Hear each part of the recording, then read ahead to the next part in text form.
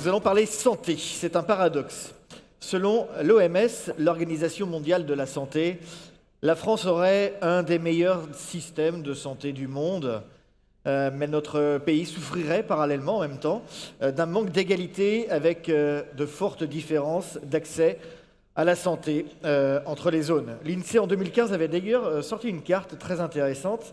Elle avait publié une carte qui montrait que dans les Hauts-de-France, on vivait 3 ans de moins qu'en moyenne ailleurs sur le territoire. Donc il y a de fortes disparités entre les zones urbaines, zones rurales. Comment réduire donc les inégalités territoriales dans l'accès aux soins? On va tenter de répondre à ces questions avec Patrick Bouet, le président de l'Ordre national des médecins. Bienvenue, monsieur Bouet. Elisabeth Douaneau, sénatrice de Mayenne, déléguée nationale de l'accès aux soins. Bienvenue, madame. Sandrine Fournier, interne en médecine et actuellement en stage en Vendée, je le précise. Et Gérard Raymond, président de France Asso Santé. Bienvenue, monsieur. Et pour vous interroger, le spécialiste santé de Ouest France, Philippe Richard. Bienvenue, Philippe.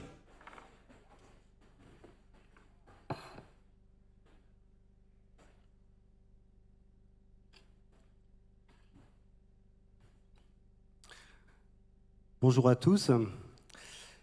Il y a quelques jours, un chiffre a été publié. Il disait que 5,4 millions de personnes étaient sans médecin traitant en France, qu'il y avait la moitié d'entre eux qui en cherchaient un activement, et qu'il y avait, je crois, si je me rappelle bien du chiffre, environ 40% des médecins qui prenaient plus de nouveaux patients.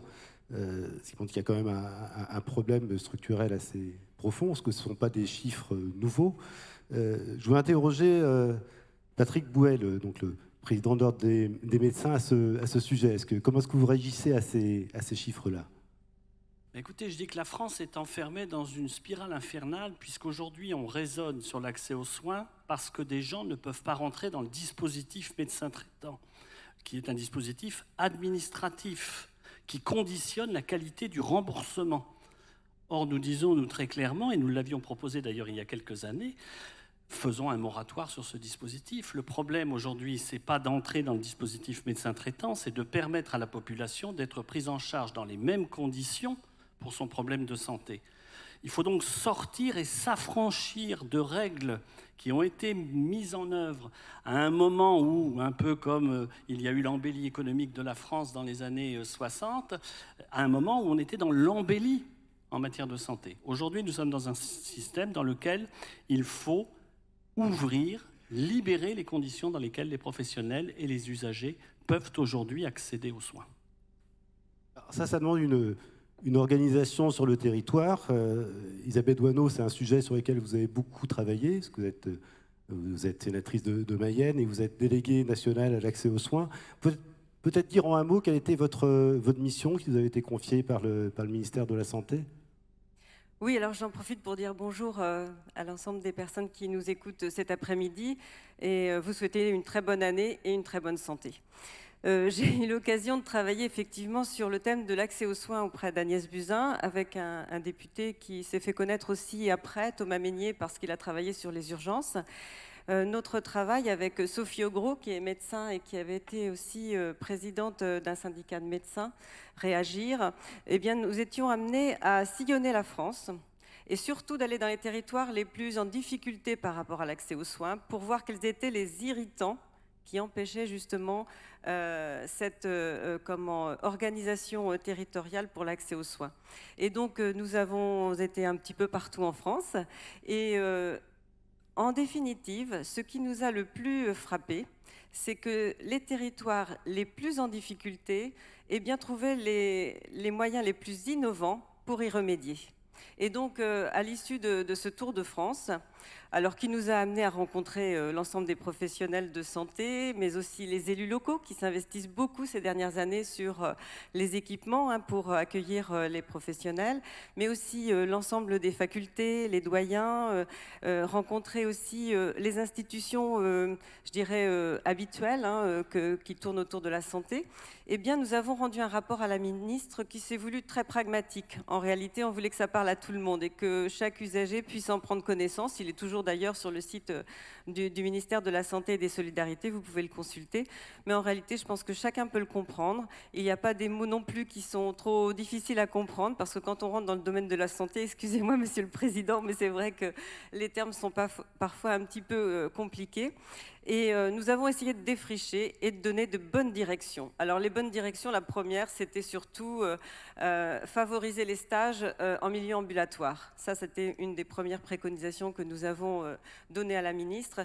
Mais on a aussi beaucoup travaillé sur le travail coordonné, les consultations avancées, libérer du temps médical avec les tâches qui peuvent être déléguées à d'autres professionnels de santé. Nous avons travaillé aussi sur tout ce qui pouvait être irritant pour l'installation des médecins en milieu rural, mais pas seulement, parce que en fait, la difficulté, elle est aussi en milieu urbain. Et donc, à l'issue de ce rapport, eh bien, il est sorti un plan d'accès aux soins. Et puis, nous avons travaillé en tant que législateur sur Ma Santé 2022, qui a été donc voté il y a 6 mois. Voilà. Alors, Gérard Raymond, vous êtes vous président de France Asso Santé. En novembre, vous avez fait un sondage avec BVA qui montrait qu'il y avait 49% des Français qui reportaient un soin en raison du manque de médecins et 45% pour des raisons financières. Alors, il y a une question qui revient souvent, en tout cas dans d'autres sondages, qui est la question de l'installation des médecins. Est-ce qu'il faudrait réguler? Est-ce qu'il faudrait contractualiser, ou est-ce qu'il faudrait forcer les médecins à s'installer là où il y a ce qu'on appelle des déserts médicaux, même si je sais que Mme Doineau n'aime pas ce terme de déserts médicaux. Bonjour et merci pour votre invitation. Vous attaquez tout de suite dans le corps du sujet. Non, je voudrais reprendre un petit peu les propos de Monsieur le Président de l'Ordre. C'est qu'effectivement, ce système de soins, qui a été certainement à une époque le meilleur du monde, est aujourd'hui arrivé au bout du système. Il ne correspond plus aujourd'hui à l'évolution de notre société. Et vous l'avez très bien démontré dans votre étude, dans vos rapports. C'est qu'on voit bien aujourd'hui que ce système-là organisé ne répond plus aux attentes et aux besoins de nos concitoyens, des patients ou des usagers de la santé. Et c'est bien dans ce cadre-là qu'il nous faut reprendre un petit peu la réflexion. C'est que nous veulent nos citoyens, que voulons-nous, nous-mêmes, vous-même, aujourd'hui, c'est-à-dire avoir accès au système de santé, avoir accès à un professionnel de santé. Pas pour forcément avoir accès à un médecin qui a fait 12 ans d'études. Peut-être qu'on pourrait envisager une accessibilité à l'entrée de notre système de santé beaucoup plus ouverte, beaucoup plus transversale que ce qui a été fait il y a encore quelques années avec le fameux médecin traitant. Et donc c'est une réflexion qu'il nous faut mener tous ensemble pour comment on peut organiser cette offre en fonction des attentes et des besoins aujourd'hui de nos populations données sur un territoire donné. Et c'est dans ce cadre-là qu'effectivement, il nous faut travailler et en tenant compte, bien entendu, de l'aménagement du territoire, et les élus nous paraissent importants, mais aussi et surtout, vous comprendrez bien notre position, c'est en prenant en compte effectivement des attentes et des besoins des usagers de la santé, c'est-à-dire ce qu'on appelle le plus souvent les patients et les associations représentant les patients. Donc c'est bien dans ce cadre-là qu'il nous faut aujourd'hui réfléchir. Obliger une personne à s'installer à un endroit donné, je ne crois pas à la coercition. On pouvait y penser il y a encore quelques années parce qu'il y avait encore des formations, etc. Aujourd'hui, c'est plus possible, il en manque déjà. Donc, c'est pas comme ça. Il nous faut rechercher des solutions un peu plus intelligentes, certainement beaucoup plus collectives, utilisant certainement des moyens modernes aussi aujourd'hui de contact et de liaison avec le numérique, avec les consultations à distance, etc. Et donc, c'est un travail qu'il faut mener communément, territoire par territoire.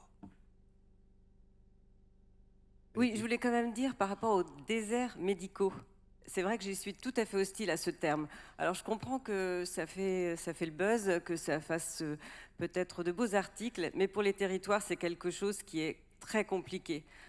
Vous ne me voyez pas attirer des médecins en disant « viens dans mon désert médical ». Tout de suite, ils pensent sa salle d'attente pleine, un burn-out qui va se préciser au fil des semaines. C'est pas très sexy. Si on pouvait ne plus utiliser ce terme, ce serait formidable. Alors Sandrine Fournier, vous êtes étudiante en médecine, vous êtes interne en 7e année, vous êtes en stage actuellement en Vendée. Oui, c'est ça. Et, 3 médecins généralistes de Vendée. voilà. Et vous avez pris l'engagement de vous installer dans une zone sous-dotée en médecins, on va dire pas un désert médical, à l'issue de vos études. Qu'est-ce qui vous a décidé à prendre cette direction, à prendre cette décision? Moi, déjà, je voulais être médecin généraliste, je voulais être en zone rurale. J'avais besoin d'argent, le contrat d'engagement de service public. Pour ça, c'est ça aussi. Enfin, les déserts médicaux, quand même, peuvent bénéficier de certaines choses, dont le contrat d'engagement de service public. Donc, j'ai signé ça avec le ministère. Et en gros, ils m'ont donc payé pendant la durée de mes études. Et en échange, moi, je dois exercer pendant un certain nombre d'années dans une zone désert médical, alors on se dit une zone déficitaire ou sous-dotée en médecins. Voilà, moi c'est ce que je voulais faire. Donc les deux signataires du contrat étaient absolument contents. Ce qui m'a donné envie, moi, c'est j'ai envie de faire ça. Donc voilà, ça peut paraître un peu dingue, mais on est quand même plusieurs. Je suis pas la seule. On est plein d'internes à vouloir s'installer à la campagne, en zone rurale, on va dire, ou semi-rurale. Et ça nous rebute pas. Faut pas non plus penser qu'on ne veut pas y aller. C'est pas vrai. Alors vous avez toujours voulu être médecin généraliste. Ce Oui. n'est pas toujours le cas des étudiants en médecine quand ils s'engagent au début en médecine. Vous avez vu des évolutions justement auprès de vos camarades de promotion? Complètement. De toute façon, à la fin de la 6e année, on est 9000 à passer un concours. La moitié sera médecin généraliste. C'est le concours, c'est comme ça, c'est tranché. Donc en 2e année, personne ne veut être médecin généraliste. Tout le monde veut être un grand spécialiste. Et puis au fil du temps, on se rend compte que en fait, j'aime bien un peu tout. Puis finalement, travailler au CHU, pas vraiment. Et puis, il y a ce fameux stage qui arrive en médecine ambulatoire, en médecine générale, qui arrive un petit peu tard à mon goût. Moi, je l'ai fait l'année dernière, donc j'étais en 6e année quand même. Donc, heureusement que ça m'a plu. Parce que, voilà. Mais c'est vrai qu'il y a maintenant, toutes les facs proposent le stage en médecine générale. Et je pense que ça peut créer des vocations. Mais ça arrive un peu tard. On a une formation qui est très CHU-centrée. Moi, j'ai fait 18 stages dans tous les services possibles et imaginables. Quasiment le dernier, c'était en médecine générale. Tous les autres, j'étais au CHU, dans des services ultra spécialisés. On n'imagine pas ce qui se passe dans les cabinets, en fait. Oui, Patrick Bouet, je vais réagir. Vous êtes vous-même médecin généraliste. Vous êtes le premier président, d'ailleurs, de l'Ordre national des médecins à être généraliste. Ça, c'est un problème que vous dénoncez aussi, le fait que l'accès, en tout cas l'approche de la médecine générale, soit si tardif dans les études de médecine. Est-ce que c'est une des causes, en tout cas un des nombreux d'eux du problème? Ce qui est sûr aujourd'hui, au-delà du médecin généraliste que je suis en banlieue parisienne, c'est que l'étudiant en médecine est maintenu éloigné de la réalité des pratiques qui seront les siennes dans l'exercice quotidien. Et que le système universitaire français est construit dans un sens unique qui est acquérir le maximum de connaissances théoriques et ensuite le médecin qui sortira avec son diplôme sera chargé de les mettre en application. On se rend bien compte que ce modèle-là est complètement dépassé aujourd'hui, qu'aujourd'hui il faut un modèle professionnalisant, c'est-à-dire que l'étudiant soit au contraire apte à rechercher le maximum de connaissances tout en étant baigné très précocement dans le tissu de l'organisation du système de santé. Ce qui marche aujourd'hui, et moi qui suis à la fin de ma carrière, celles qui vont me succéder dans mon cabinet sont celles que j'ai formées. Ce sont 2 internes en médecine que j'ai formés et qui vont venir travailler à ma place dans ce cabinet. Il faut que l'université comprenne qu'elle doit contracter avec ces territoires, qu'elle doit être proche de ces territoires. On ne lui demande pas de former des diplômes, on lui demande de former des hommes et des femmes qui vont être à vos côtés en permanence dans votre trajectoire de vie. Et l'université française aujourd'hui ne sait pas faire cela correctement. Il faut donc que nous lui apportions toute l'aide nécessaire pour que l'étudiant sorte des murs du CHU pour aller exercer dans un cabinet de médecine générale, dans un établissement privé, dans un hôpital de proximité, dans un centre de santé, dans des endroits dans lesquels elle va être au contact de son exercice ultérieur, et que l'on soit généraliste ou qu'on soit d'une autre spécialité. Le problème s'étend à tous les exercices de la médecine. Et c'est à cette condition-là seulement que nous ramènerons, comme vous l'avez justement dit, que nous ramènerons les jeunes professionnels vers les territoires, notamment dans lesquels ils ont été formés, et dans des exercices qu'ils ont appris à connaître, et des patients et des personnes avec lesquels ils ont appris à vivre. Sortons de cette vision mur d'hôpital, université qui produit des diplômes, et entrons dans une dynamique collective qui est nous formons des professionnels dont la vocation première va être d'être au contact des personnes, au contact des territoires. Alors, l'exercice du médecin généraliste a forcément évolué. C'est vrai que l'image qu'on a du médecin de campagne taillable et corvéable à merci, qui faisait les visites jusqu'à pas d'heure et qui travaillait seul a forcément évolué. Là, je peux peut-être tous vous exprimer sur ce sujet-là, mais peut-être Sandrine peut-être Sandrine en premier. Comment est-ce que vous voyez votre exercice de praticien, de futur praticien, et est-ce que vous pensez que les structures qui vont vous permettre de travailler dans les bonnes conditions existent déjà? Ou en tout cas, est-ce qu'elles peuvent être mises en place assez facilement?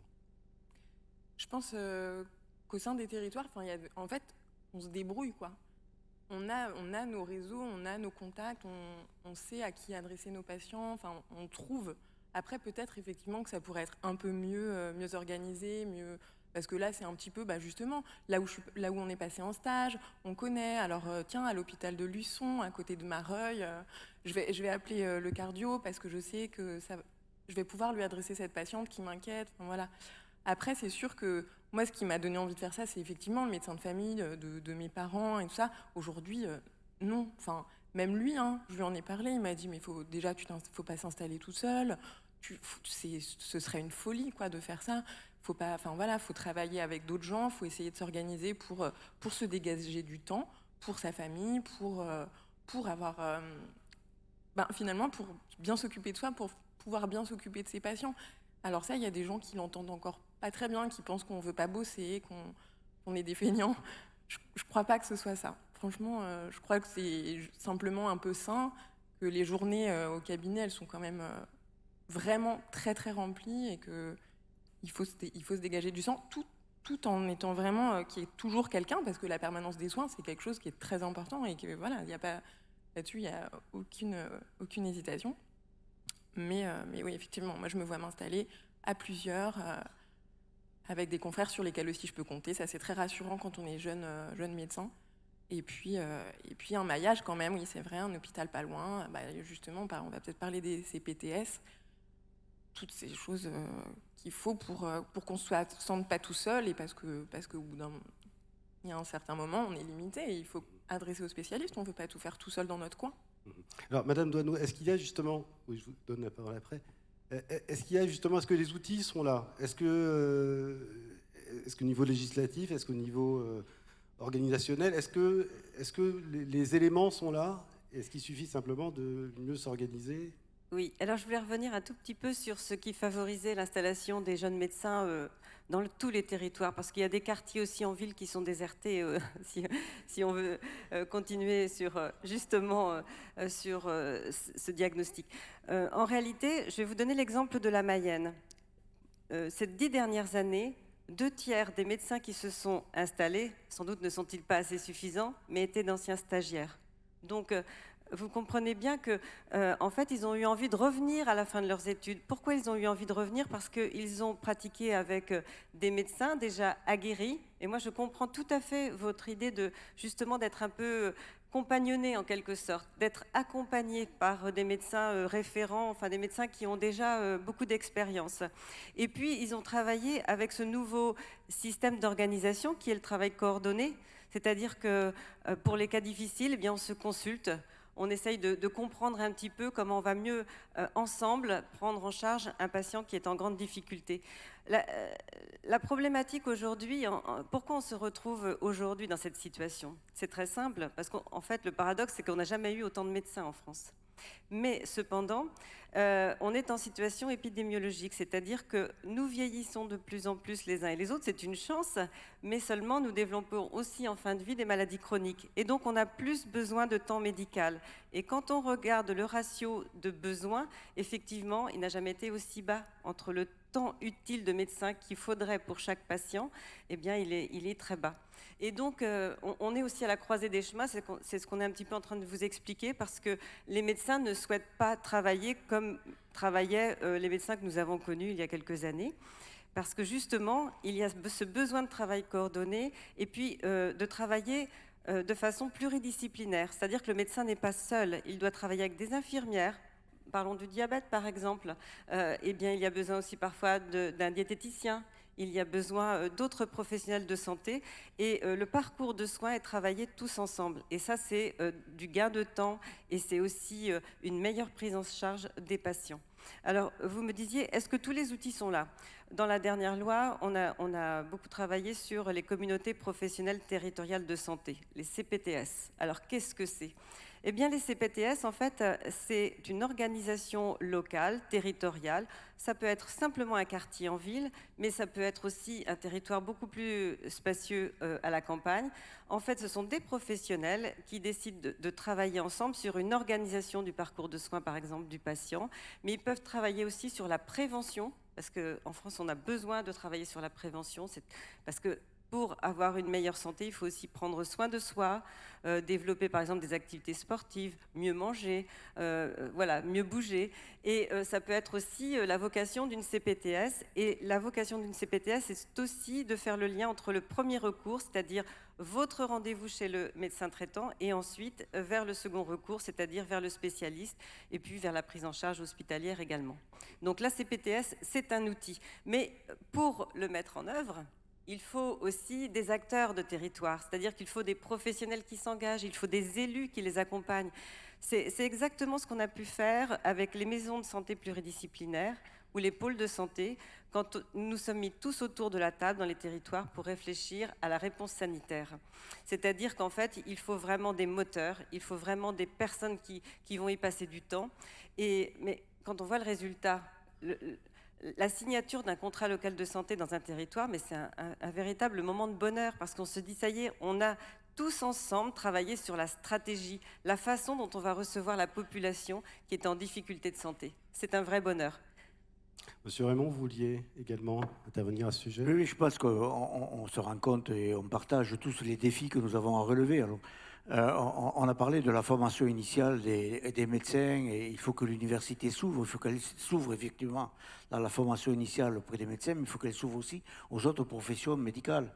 Et donc il faut que, avant que le médecin ait fini ses 10 ans ou 12 ans d'études, il sache aussi ce que c'est qu'un pharmacien, qu'un infirmier. Il faut qu'ils aient une base commune, il faut qu'ils se connaissent avant, il faut qu'ils connaissent et qu'ils apprécient le métier, parce que comme vous l'avez dit, demain, il faudra qu'ils travaillent ensemble. Ils commencent aujourd'hui, dans le cadre de CPTS ou d'autres, de travailler ensemble. Et ça, c'est extrêmement important. C'est le travail collectif qu'il faut mettre en place sur un territoire donné, avec l'ensemble des professionnels de santé, pas simplement que le médecin, mais autour de lui, une équipe de soignants et de professionnels de santé. Ça, c'est extrêmement important.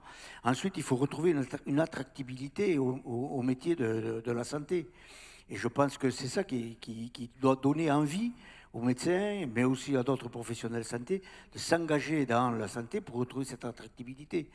Vous êtes remarquable en parlant presque, on entendait parler, en vous entendant parler, c'est un peu un sacerdoce, mais sauf que à la confronter à la réalité des choses, vous verrez peut-être que parfois vous aurez envie aussi de lever le pied, mais vous êtes prudente, vous dites je ne veux pas y aller toute seule, etc. C'est bien ça aussi. C'est la réalité au moment d'être confronté aux dures réalités du terrain qu'il faut prévoir en amont et qu'il faut accompagner. Enfin, les outils, oui, on les a, les outils. Encore une fois de plus, les différentes lois qu'on a votées dernièrement, enfin que la représentation nationale a votées dernièrement, qu'on a essayé de préparer avec vous, effectivement, ce sont des outils, mais ce ne sont que des outils. On en fera ce que ceux qui tiennent les outils sauront. Et je crois que là aussi, il nous appartient effectivement, à nous, citoyens, de pousser aussi à ce que ces outils-là nous permettent de réaliser le meilleur et pas simplement le pire. Et ces PTS sont certainement une chance, mais à condition que ça ne revienne pas une structure administrative où chacun va recloisonner un petit peu, parce que notre système est quand même extrêmement cloisonné. Donc si dans le cadre des CPTS on remet encore des cloisons, mais ça ne servira à rien. À nous peut-être aussi de faire en sorte que cette envie de travailler en commun se fasse aussi avec l'ensemble des citoyens, avec l'ensemble des patients. Docteur Bouet, rapidement, parce qu'il y a beaucoup d'autres sujets à aborder. Oui, non, simplement pour dire que, et Madame Doineau le sait bien, nous sommes, nous, pour notre part, dans une vigilance très forte sur la façon dont la gouvernance du système de santé va s'approprier ces outils. Parce que la tentation du système santé français est d'être normatif, c'est-à-dire de vouloir plaquer sur des territoires des réponses pensées ailleurs que dans le territoire. Et nous avons, nous, de réelles inquiétudes aujourd'hui, non pas sur les objectifs que nous partageons avec le législateur, avec les usagers de santé, vous l'avez vu, mais sur la façon dont la gouvernance va s'approprier ces nouveaux dispositifs. Et la seule façon de contraindre la gouvernance à ce que ces dispositifs répondent bien aux besoins, ce sera la démocratie sanitaire. Ce sera l'action des acteurs de terrain, ce sera le fait que les usagers, les acteurs politiques, les acteurs associatifs, les acteurs professionnels élaborent leurs propres projets de prise en charge santé dans leur territoire. Et nous sommes vraiment très vigilants dans tout ce qui est fait et construit aujourd'hui à ce que le mot démocratie sanitaire soit un mot qui soit prégnant dans l'organisation. Les directeurs des agences régionales de santé le savent, ils me disent que je suis trop sévère avec eux, ce n'est pas avec les hommes et les femmes qui le sont, c'est avec l'état d'esprit dans lequel notre système de santé est géré depuis 60 ans. Si les administratifs avaient su le gérer, ni vous ni nous ne serions en train de parler de difficultés aujourd'hui. C'est donc bien parce que jusqu'à maintenant il n'y a pas eu de démocratie sanitaire dans ce système que le système en est arrivé à la situation d'aujourd'hui. Il faut donc que les uns et les autres, nous soyons fortement impliqués dans cette organisation territoriale parce qu'enfin, nous avons une ministre qui a compris que la solution, elle serait dans les territoires, elle ne serait pas dans les ministères. Alors, aujourd'hui, on peut... Il vaut mieux que ce soit le président de l'ordre qui le dise que moi. Hein. Il est beaucoup plus crédible que moi. Aujourd'hui, on peut se faire vacciner en pharmacie. Alors, pour la grippe, ça commence à être presque un peu tard parce que l'épidémie, elle est là. Mais bon, on voit qu'il y a quand même une tendance à une délégation, en tout cas, d'un certain nombre de tâches qui pouvaient être jusqu'ici réservées aux médecins, qui sont maintenant permises à des infirmiers ou à d'autres professions de santé. Est-ce qu'il faut aller plus loin? Est-ce que c'est une bonne chose? Là, je pose la question à tous les interlocuteurs. Mais je pense que le docteur Bouet est plus approprié pour répondre à cette question. En réalité, je pense qu'il faut d'abord expérimenter pour voir si plus de délégations de tâches sont possibles. C'est ce qui a été fait notamment sur justement la vaccination contre la grippe. On a commencé par quelques départements, quelques régions, et aujourd'hui c'est partout en France. Et on voit que c'est très bien accepté par la plupart des professionnels et puis surtout par la population. Dans le dernier projet de loi santé, il a été question de déléguer aux pharmaciens justement le renouvellement d'ordonnances ou certains médicaments pouvaient être aussi, pour certaines petites maladies chroniques comme les cystites par exemple, eh bien, ils pouvaient délivrer les médicaments, par exemple le week-end ou un moment où ils ne pouvaient pas rencontrer forcément leur médecin traitant. Et c'est vrai que là, on s'est heurté quand même de la part des médecins à quelques réticences. Et je pense que ce sera le cas à peu près à chaque fois, parce que certains professionnels sont très attachés à leurs prérogatives, mais ça arrive aussi du côté des pharmaciens qui ne veulent pas forcément prendre plus de responsabilités non plus. Donc je pense qu'il faut avancer à petits pas, expérimenter et voir si justement après il y a une adhésion totale ou s'il faut corriger. Moi, je voudrais parler surtout dans la délégation de tâches, par exemple, de l'exemple des infirmières azalées. Les infirmières azalées, ça c'est formidable. C'est dommage que ça ne prenne pas autant sur tous les territoires. C'est-à-dire qu'il faut effectivement connaître le dispositif. Et il y a certes trop de dispositifs en France finalement qui ont été inventés, dont les acteurs ne se sont pas saisis. Mais les infirmières azalées, elles travaillent en binôme avec un médecin traitant. Ça peut être par exemple sur les maladies chroniques, ça peut être sur la personne âgée, pour justement travailler ensemble le parcours de soins et l'élaborer de la meilleure façon qui soit pour que le patient ne soit pas perdu entre, par exemple, son médecin, son infirmière, peut-être l'aide-soignante ou la personne qui interviendra au domicile. Et donc, il y en a un petit peu plus aujourd'hui, je ne sais pas quel est leur nom, mais on essaye de faire la promotion, le ministère aussi, mais ce n'est pas facile parce qu'il faut effectivement passer par un petit moment de formation et puis il faut avoir la volonté de pratiquer de cette façon-là, en binôme. 700 infirmières IPA, pratique avancée. 700 en formation et effectivement les infirmières azalées aussi dans le cadre du programme diabète sont aussi. Mais vous dites est-ce qu'il faut aller plus loin? Je pense que il ne faut rien s'interdire, mais il faut avancer prudemment. Et je crois qu'effectivement, il faut faire avec des avancées responsables. Le médecin ne peut pas tout faire.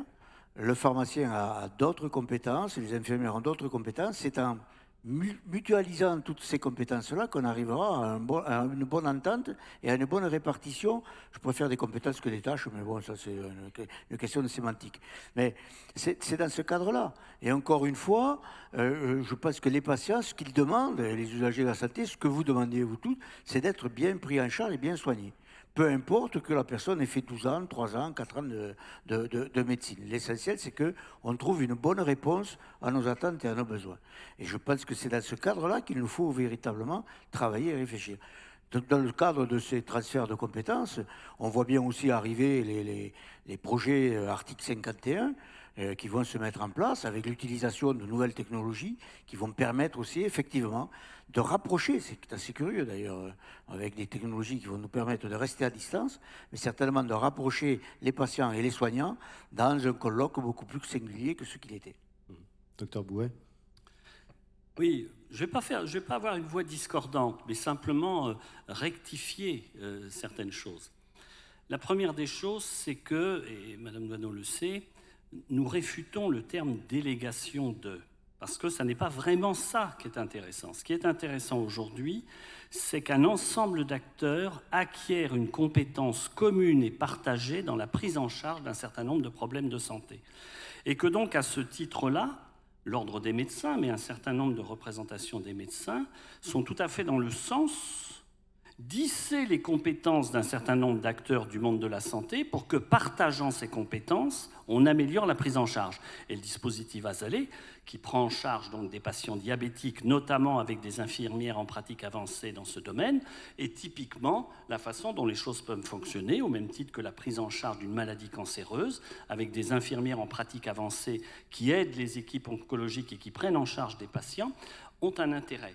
Là où il ne faut pas se tromper, et c'est là-dessus que l'on peut dire que l'ordre des médecins est assez raide, et vous m'excuserez de cette expression, c'est qu'on est comme dans un bateau. Dans un bateau, il y a un ensemble de métiers du bateau qui ont pour objectif commun de le faire avancer. Et ces métiers-là s'associent ensemble, partagent leurs compétences, travaillent ensemble à faire avancer ce bateau en sécurité pour les personnes qui sont à l'intérieur. Et dans ce bateau, il y a un capitaine du bateau. Et nous disons très clairement aujourd'hui, il faut que dans le système de santé qui va venir, qui arrive, qui est devant nous, qui est même déjà parmi nous, il faut que dans ce système, l'usager, le patient, le malade, sache à qui il s'adresse et ce que peut faire la personne à qui il s'adresse. Il ne faut pas faire croire à l'usager qu'en allant voir n'importe qui, n'importe quand, n'importe comment, il va avoir la réponse globale à sa problématique. Donc nous devons, lorsque nous parlons de nouvelles fonctions, de nouvelles compétences, de nouvelles activités partagées entre des professionnels, toujours avoir présent à l'esprit que ce qui est proposé aux patients est compréhensible, lisible et facile à mettre en œuvre. Et qu'il ne faut pas que le patient arrivant avec un problème de santé se dise « qui c'est-il que je vais voir ?» Mais au contraire, sache que pour ce problème-là, il peut aller voir une équipe qui s'est constituée et que peut-être effectivement, il ne rentrera pas dans la prise en charge de cette problématique en voyant le médecin, mais que le médecin sera toujours là dans ce bateau pour fixer le cap et aider à la bonne prise en charge. Donc c'est une vision finalement d'un médecin qui est un rassembleur et un coordonnateur d'équipe et deux professionnels de santé qui, eux, acquièrent des compétences nouvelles. On ne valorise pas une profession en lui donnant des petits bouts d'une autre. On valorise une profession en lui donnant des compétences nouvelles et en faisant que ces compétences s'expriment dans une équipe coordonnée. Mais justement, il y a un problème de lisibilité et actuellement, on voit bien le réflexe, c'est les urgences. On voit la principale porte d'entrée maintenant quand on n'a pas une réponse immédiate et quand on a un problème de santé, c'est les urgences, d'où effectivement on est tous au fait de cette saturation des urgences. Est-ce que vous pensez justement que les plans de refondation des urgences qui ont été présentés récemment sont à même de résoudre le problème? Très clairement pas dans l'immédiat parce que c'est plutôt un plan à moyen terme, mais est-ce que le problème a été pris à sa juste mesure? Je vais dire non d'abord, comme ça Madame Doineau pourra dire oui après. Non. Pourquoi non? Parce que le système de santé aujourd'hui a changé son comportement. Laissez-moi vous parler d'un temps ancien, il y a 35 ans, quand je suis arrivé dans les études dans le monde médical. Je prenais mon téléphone, je téléphonais à un chef de service, je disais à ce chef de service, écoute, j'ai dans mon cabinet Madame X qui a une pneumonie, il faut absolument que tu me la prennes dans ton service. Mon collègue ne me disait pas, est-ce que tu es sûr que c'est une pneumonie? Est-ce que tu as bien fait les examens complémentaires qui permettent de dire c'est une pneumonie? Il disait, d'accord, banco, tu me l'envoies demain matin à 8 h. Je téléphone aujourd'hui dans le même hôpital, pas au même chef de service, qui est parti, bien sûr. Je tombe sur quelqu'un qui n'est pas forcément d'ailleurs le chef de service, qui me dit, il n'y a pas de problème, envoyez-la aux urgences. C'est-à-dire que finalement, le système s'est conçu de telle sorte que les urgences deviennent à la fois la porte d'entrée de l'hôpital et, excusez-moi le terme, parce que nos collègues urgentistes ne méritent pas ce terme, et le fourre-tout du reste. Et le reste, nous y avons une responsabilité, nous médecins. Il n'est pas question de la nier. Nous y avons une responsabilité parce qu'effectivement, nous avons laissé en déshérence le système de permanence des soins, de continuité des soins. Ça ne veut pas dire que les médecins ne le font pas. 60% des médecins participent à la permanence des soins. Mais ça veut dire que l'organisation temporelle et géographique de cette permanence des soins, aujourd'hui, est très erratique sur l'ensemble du territoire. Et que suivant la partie du territoire où vous êtes, c'est plus ou moins bien mis en œuvre. Donc d'un côté, un hôpital pour lequel, pour y entrer, il faut passer par les urgences, et de l'autre côté, des cabinets médicaux et une organisation de la continuité des soins, et on insiste beaucoup sur ce terme nous, de continuité des soins, déficiente, et donc qui amène l'usager parce qu'il est pressé, parce qu'il veut une réponse tout de suite, parce que c'est pris en charge totalement. Les raisons en sont multiples. Il va à l'hôpital et il va donc aux urgences de l'hôpital. Alors, amener de l'argent aux urgences, amener des urgentistes dans les urgences, c'est pas ça la réponse, même si aujourd'hui elle va améliorer le fonctionnement des hôpitaux. C'est comment construit-on le parcours de prise en charge d'un patient dès lors qu'il a un problème. Et c'est une toute autre ambition que de construire ce parcours de prise en charge.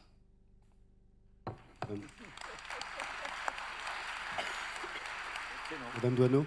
Mais en réalité, je vais être d'accord avec le docteur Boué. Mais la réponse était tellement attendue sur le plan politique. Il était tellement demandé aussi des moyens que je pense que la ministre était un peu obligée de passer par là. Le rapport qu'a fait Thomas Mesnier sur le plan du diagnostic est tout à fait le bon. Hein, mais simplement, je pense que c'est Sur le plan philosophique aussi qu'il faut voir les choses, on a pris des mauvaises habitudes depuis fort longtemps et qu'il va falloir changer tous ensemble, aussi bien au niveau des professionnels de santé que de tout le système de santé, mais l'usager aussi a une responsabilité. Moi, je rencontrais encore tout dernièrement quelqu'un de ma commune. Bon, il avait un problème à la jambe et je lui dis, bah, vous avez vu votre médecin? Non, je vais aux urgences. Mais en fait, sans passer par la case médecin traitant. Et en fait, parce qu'il avait, il avait peur d'avoir une fracture, tout de suite, l'idée, c'est d'aller aux urgences. En réalité, dans la population aussi, on a ces réflexes qui, aujourd'hui, font qu'il y a une embolie au niveau des urgences. Et il faut qu'on réapprenne à aller vers son médecin traitant et suivre un chemin plus comment dirais-je, plus significatif en termes de démocratie médicale aussi. Je pense que c'est aussi une pratique personnelle. Je voulais dire aussi qu'il faut, dans nos territoires, que nous parlions très sérieusement des soins non programmés, c'est-à-dire que quand on travaille dans une maison de santé pluridisciplinaire, dans un pôle de santé, il faut aussi s'organiser entre médecins, entre professionnels, pour justement accueillir les personnes qui sont dans un moment critique, qui ont quelque chose d'urgent à traiter. Et quelquefois, le médecin, aujourd'hui, prend sur rendez-vous, mais il faudrait qu'il y ait toujours la possibilité de voir un des médecins pour justement une fracture ou un problème difficile. Et donc, les fameuses communautés professionnelles de santé, c'est aussi pour organiser ça sur les territoires. Et il faut vraiment se saisir de ce sujet, parce que les soins non programmés, ça permettra vraiment de désengorger les urgences. Oui, à votre réponse, c'est non, parce que le sujet est extrêmement grave et que dans ce pays, on laisse, j'allais dire, pourrir les situations avant véritablement de prendre des mesures. Cela dit, la ministre ne pouvait pas prendre d'autres mesures que ce qu'elle a prises. Un temps d'urgence, c'est-à-dire essayer effectivement de revaloriser financièrement et organisationnellement les urgences. Et deuxième temps, un temps un peu plus long, c'est celui du premier recours, c'est celui du SAS, c'est-à-dire du numéro d'urgence, c'est celui aussi d'accélérer un petit peu la construction des CPTS pour qu'on ait une réponse des soins de proximité et particulièrement des soins non programmés. Donc on voit bien aujourd'hui qu'on est quand même sur une grande tension, parce qu'on ne va pas transformer ce système-là de santé tout de suite, mais qu'on emporte tous une part de responsabilité. Et vous l'avez dit, il faut que aussi les citoyens, les usagers de la santé, et y compris les associations que je représente, soient aussi en mesure de pouvoir éduquer, informer, accompagner aussi l'ensemble de nos concitoyens à avoir une vision beaucoup plus pragmatique du système de santé. Le j'ai droit et je vais aux urgences sans effectivement essayer de demander un renseignement aux professionnels de santé qui sont sur mon territoire, eh bien c'est quelque chose qu'il va falloir aussi apprendre aujourd'hui. L'éducation à la santé, c'est quelque chose qui devrait être aussi dans nos écoles et au-delà. Dernière question avant de passer aux questions de la salle. Vous évoquiez les nouvelles technologies. Est-ce que la télémédecine va vraiment permettre là aussi justement l'accès, peut-être pas aux soins de première intention, mais justement aux soins de deuxième intention, un meilleur accès aux spécialistes. On sait même en ville, les Rennais connaissent bien les problèmes pour avoir accès aux ophtalmologues. Est-ce que la télémédecine est la bonne solution? La télémédecine est un bon outil. Il ne faut surtout pas penser que c'est la solution. Surtout pas, parce que c'est pas la solution ne naît pas dans les outils techniques qu'on met à la disposition des usagers et des professionnels. Elle naît dans la façon dont on va les utiliser et surtout dans la garantie que l'on va donner à tout citoyen qu'elle ne va pas permettre des accès différenciés au système de santé. Et ça, c'est vraiment très important. La télémédecine, la télésurveillance, la téléexpertise, la téléconsultation, vous voyez qu'il y a beaucoup de termes qui se succèdent les uns aux autres. Tout ça, ce sont des outils extraordinaires qui vont révolutionner la prise en charge individuelle ou collective d'un patient ou d'une population, qui vont révolutionner la façon dont les professionnels vont exercer.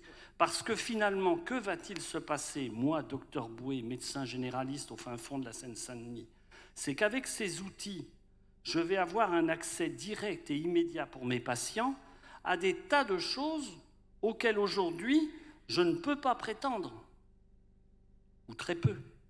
Donc la télémédecine, la téléconsultation, la téléexpertise, la télésurveillance, oui, ce sont des outils extraordinaires, mais baser le système de santé sur ces outils, nous disons, nous, attention, chaque fois que l'on a cru qu'un outil devenait une solution, on a été obligé d'inventer l'outil pour réparer les fautes qu'avait fait le précédent.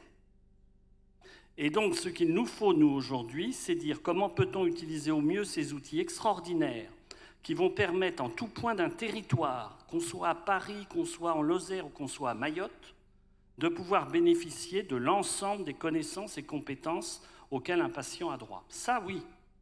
Est-ce que la télémédecine doit demain permettre à des financeurs de créer ce que nous appelons, nous, des coupe-fils, c'est-à-dire suivant le contrat que vous aurez signé, vous aurez un accès à un certain nombre d'outils qui vous permettront d'être en coupe-fil et donc adieu la solidarité, ça nous disons non. Voilà, donc il faut se méfier de penser que la solution est dans l'outil. Mais par contre, il n'y aura aucune solution sans ces outils. Merci. Merci. Moi, je suis très heureuse d'entendre le docteur Houé parler des territoires d'outre-mer avec Mayotte, parce que c'est des territoires qui sont vraiment en peine par rapport à l'accès aux soins. Et on peut donner un exemple qui est en fait une réalité déjà sur, comment dirais-je, la banlieue parisienne. Nous avons pu, lors de notre périple, rencontrer des dermatologues qui travaillent désormais avec des médecins généralistes. Et d'ailleurs, elles les font monter en compétences parce que du coup, elles ont mis en place sur leur smartphone une sorte de fiche protocolaire avec photos des lésions cutanées, explications avec certains termes dermatologiques. Donc en fait, le médecin généraliste devient de plus en plus compétent dans le regard qu'il a vis-à-vis de ces problèmes de peau. Et dès qu'elles reçoivent ces éléments, eh bien, elles donnent un rendez-vous si c'est urgent, si on peut tout de suite détecter en fait une lésion qui est cancéreuse, ou alors elles peuvent déjà pré-indiquer un certain nombre de médicaments à appliquer. Mais ça, c'est extraordinaire. Ça veut dire qu'en fait, un patient qui devait attendre 3-4 mois pour avoir un rendez-vous chez un dermato, eh bien, en l'occurrence, dès lors qu'on observe qu'il est en situation compliquée, eh bien, il a un rendez-vous dans la semaine. Par contre, effectivement, quand ça n'a pas lieu d'être, eh bien, on repousse le rendez-vous. Mais en tout cas, une montée en compétence des professionnels, et aussi, on bannit les distances. Hein. Et pour les territoires d'outre-mer, je pense que dans beaucoup de pathologies, on arrivera à faire des choses extraordinaires et à soigner plus vite et mieux plus vite. Merci. On terminera par cette remarque. Merci à vous. Merci d'être placé sur le plateau de Vivre Ensemble.